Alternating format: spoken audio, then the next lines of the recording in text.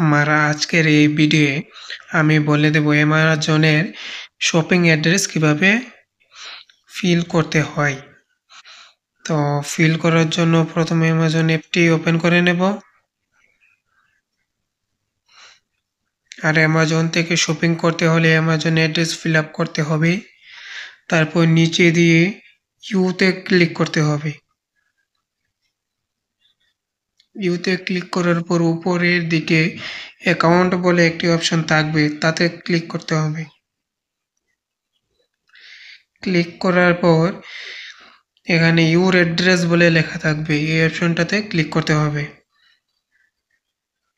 Your অ্যাড্রেসে click করার পর আমার এখানে অ্যাড্রেস ফিল আপ করা আছে, তার জন্য এখানে আমার অ্যাড্রেস এসে পড়েছে। তো তোমার যাদের অ্যাড্রেস নেই তাদের নিউ অ্যাড্রেস ফিল আপ করার জন্য প্রথমে পর্যায়ে লেখা আছে অ্যাড নিউ অ্যাড্রেস, তাতে ক্লিক করতে হবে।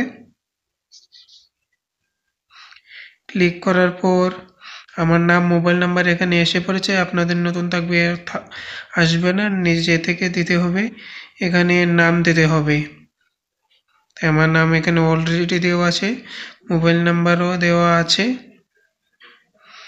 একটু স্ক্রল করে নেব। এই জায়গাতে ফ্ল্যাট, হাউস নং, বিল্ডিং, কোম্পানি, অ্যাপার্টমেন্টের যার যেটা থেকে থাকে সেটা দিয়ে দেবে। আমার হাউস নং আছে, আমি সেটা দিয়ে দিই।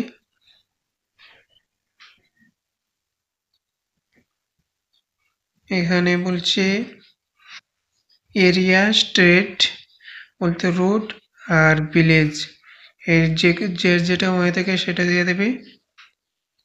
আমারটা আমি দিয়ে দিচ্ছি।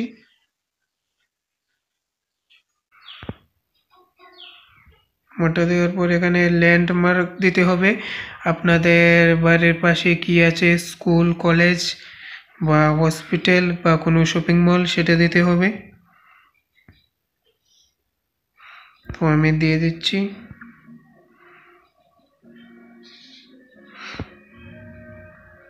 তারপর এখানে পিনকোড দিতে হবে, আমার পিনকোড আমি দিয়ে দিচ্ছি।